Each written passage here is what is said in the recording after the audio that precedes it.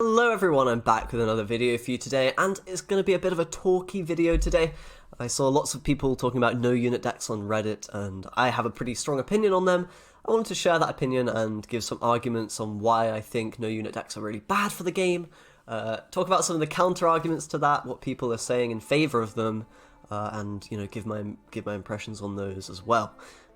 So hopefully this will be kind of a nice summation of all the reasons why and why not unit decks, why no unit decks I should say, might be a problem for the game, and then maybe, we can agree to disagree on some things, we can agree to agree on some things, but yeah, let's just jump right into, what are the arguments against no unit decks being in the game? Well, we should probably start by saying, what are these no unit decks? Well, it's pretty self-explanatory what they are. They're basically decks that don't run many units, or potentially very few units at all, maybe 1, 2, 3 units maximum. Some are running maybe more than that, but really the whole premise is they're running a ton of these low provision kind of spells, the bombs for 5 provision, sort of sandstorm at 6 provision, weathers, lots of no unit cards that force your opponent to kind of waste a lot of their damage and removal.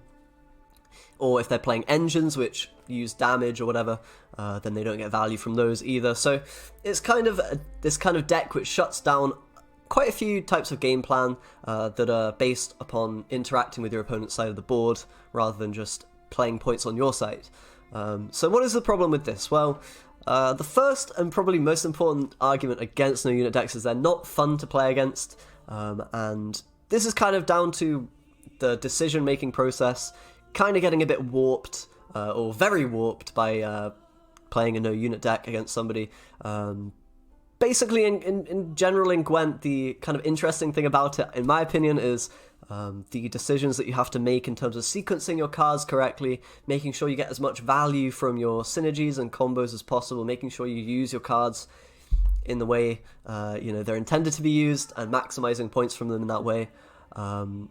And pretty much when you're playing no unit decks, this kind of style of gameplay is thrown out the window a little bit, because it doesn't really matter how you sequence a lot of the time, as long as you're saving kind of your card that least cares about removal for the end of the game or for the end of the round or whatever, then you can pretty much do what you want. If you play an engine, it will die, so playing an engine early doesn't matter, playing it late doesn't matter, it will probably die no matter what. Playing this unit or that, playing this synergy or that, you're not going to activate synergies because your guys are going to get removed. You're not going to be able to destroy their stuff, so setting up damage or, doing stuff like that doesn't really matter. So pretty much there's a lack of decision making going on when you're playing against these decks, which kind of makes the gameplay unfun in my opinion. It's like you just play some cards, hope you have a deck that kind of deals with this no unit stuff, hope you have maybe cards that deal with it, like Curse of Corruption or whatever. And if you don't, then you're in trouble. If you do, then you're probably fine. But the gameplay is just not very fun for a lot of people, myself included.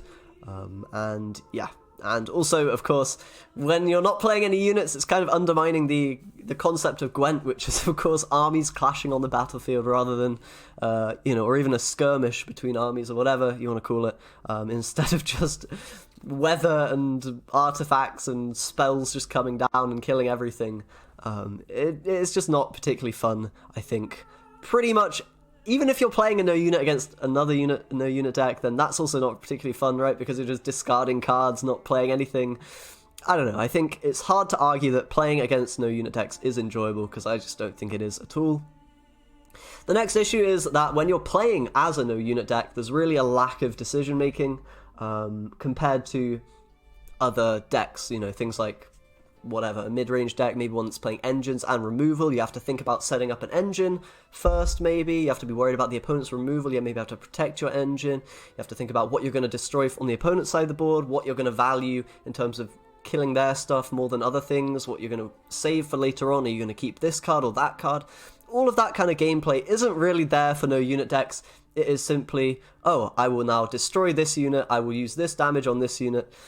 Basically, the decision-making boils down to, okay, I will save my powerful card for later, or my points, I will play that late, and I will basically set up that play with my other cards just by playing those cards, or I will, damage this unit or this unit. That's the decision-making. Which damage should I use to kill this? Do I use the 4 damage or the 3 damage? Not particularly interesting or skillful decision-making required, in my opinion, and that for me, at least, playing as a no-unit deck, I don't find enjoyable. Maybe some people do, but I do think the fact that it doesn't require much, it does require some, but not much thought when compared to the vast majority of other decks. You're usually just getting wins based off of, and this is something we'll talk about in a second, based off of what the opponent's deck is consisting of, rather than how you actually play in the game. You can do pretty much anything if you have a good matchup with a no-unit deck. You can just throw out cards left, right, damage, whatever, fog, frost, who cares, you're probably fine, because your deck is going to just do what it does and not have any interactivity there. And I don't know, maybe this is a reason why people actually defend these decks. Maybe they do enjoy easier gameplay. They don't like to think as much maybe about what how they have to sequence. They maybe just rather go, I can just chill here at my side of the board, nothing going on, damage that, damage that, damage that, damage that. Maybe some people enjoy that style of gameplay. I don't like that personally, and I think it's not a very good thing to have, both in a competitive environment where you want people to be rewarded for playing well, and of course in a fun environment where you want people to have fun playing the deck they're playing and playing against the deck they're playing against. So that leads me on to the next problem, and that is the binary matchups that result from these kind of no-unit decks existing. Really, nothing even comes remotely close to being sort of a binary matchup in Gwent right now, which is really cool, compared to in previous iterations of Gwent, with no unit decks and certain decks that counter or do very badly against them. And what I mean by that is, basically, some decks really can't win against no unit decks. They're going to have an incredibly hard time. Maybe they're a control-heavy deck like Ithne, and they run so much removal, so much damage, that pretty much none of their cards actually get value in the game when they aren't able to remove opponents' points. And also, maybe engine decks that require on synergies and setting up a long round and whatnot. If you're just removing all the synergies with damage, then those decks are really struggling to get points as well. So, on the other side of the coin, if you have a deck that is slamming down a ton of points, that doesn't really care about removing the opponent's stuff, that deck's going to be very good against no-unit decks, because they don't care if you're damaging their guys for 4 damage with a bomb. If you have a 12-point spear tip and whatever as a finisher, then you don't really mind if your guys take a bit of damage. So, pretty much, this binary nature, you're either winning or you're losing. Very little in between, dependent on the deck you're playing. The decisions you're making in the match aren't really mattering. As long as you have a deck that beats no unit decks in theory, i.e. a point slam deck, then you're fine. You will win that game most of the time, almost all of the time, in fact. And if you're playing a deck that is control focused or engine focused against these no unit decks, then you're going to have a really difficult time winning, pretty close to impossible.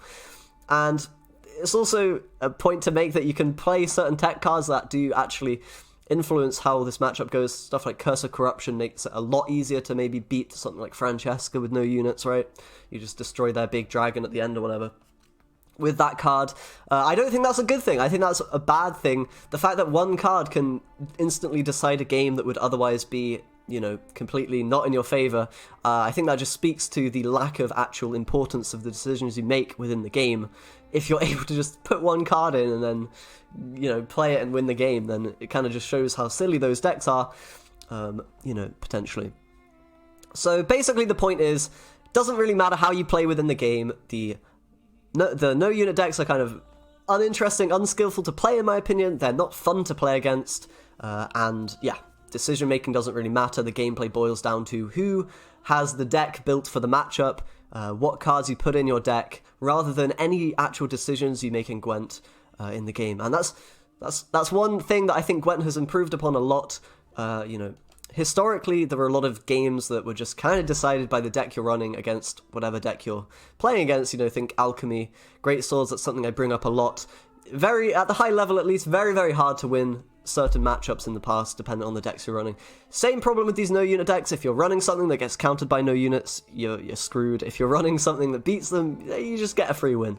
And I think that gameplay is really toxic and makes people not want to play, at least makes me not want to play, so yeah.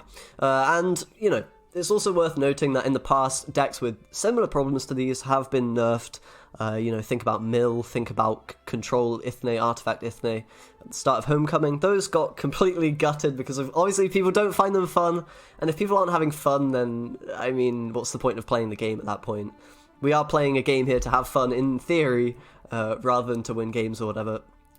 And that'll lead me to some of the counter-arguments here, which people often give for keeping no unit decks around, or for, if they're not a problem or whatever. So first thing I hear people saying quite a lot is these decks aren't strong, they have low win rates, so they shouldn't be nerfed. Who cares, people can play these gimmicky decks and win sometimes, who cares if that happens. So this argument's often used in favour of toxic cards, bad design, in Gwent, in other card games, archetypes that are just not fun or not interesting or whatever. People say, yeah, well, it's not commonly played, so who cares, It's not high win rate, so who cares? Really, myself, I'm not really interested in how strong necessarily something is, in terms of deciding whether it's good or bad, healthy for the game. I think it's really important to note that we are playing Gwent in theory to have fun, to get enjoyment out of it. If a certain deck, a certain archetype, a certain card even, is taking away from the fun factor a lot of the time, if it is a common thing that really detracts from your fun, makes you not want to play the game, then I think that's a real problem. I mean, that's actually going to turn players away. I feel that when I play a no-unit deck, I'm like, do I really want to play Gwent right now if I'm playing against this? Like, this isn't the game I signed up for. This is me just playing cards and them just playing cards, kind of like solitaire. It doesn't really matter what we do based on what decks we brought to the matchup. And also, I even disagree that these decks aren't strong. I know of several pro ladder players who've got very, very high scores with only no unit decks. I'm not going to say who, because obviously that wouldn't be very nice, but it is possible to win a lot with these decks. Trust me, guys. Like, I haven't been playing them personally because I think they're really toxic and I don't want to spread them, make people play them. But they have the potential to be very, very strong.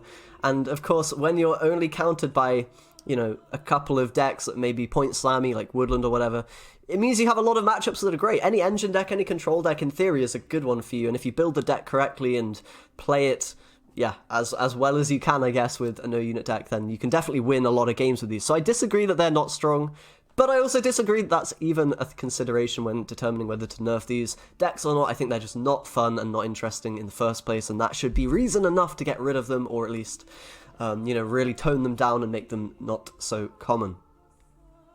So another counter-argument to what I've said is they shouldn't change no-unit decks because it's a unique way to play the game, and some people enjoy that. So it's kind of this, it's a different style of gameplay, it's like Freeze Mage in Hearthstone, where you don't care about, the opponent doing stuff and you just wait and delay and whatever.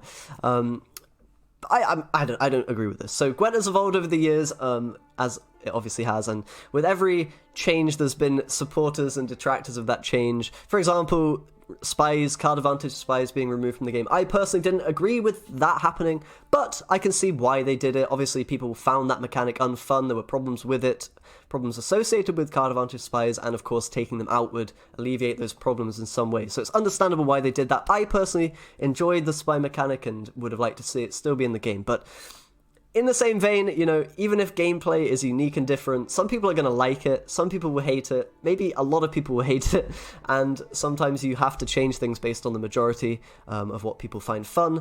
And yeah, I would argue that being unique gameplay in itself isn't reason enough to have it in a game. If the unique gameplay is just terrible, if it's antithetical to the whole point of the game that you're playing, then why would you want to keep it in the game?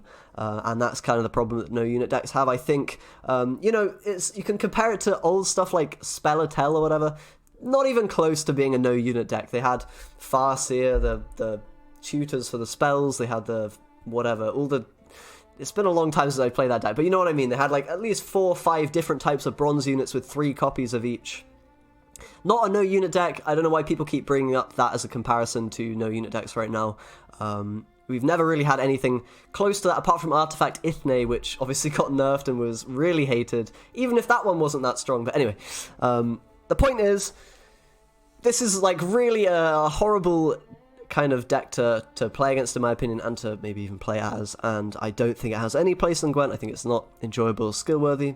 People might disagree with that, but yeah, even if it is a unique way to play, I don't think that unique way to play is good for the game. I don't think it's good for it being in the game. I think it makes people have less fun and etc. Doesn't make it exempt from all the criticisms I've made, is what I'm trying to say. And the last kind of thing that people often say is no unit decks counter control heavy decks, and if we didn't have those, then control heavy decks would be rampant and would have no counter, and that would be a problem. Control is a problem, there's too much going around. And I do agree that that might be an issue that the game has.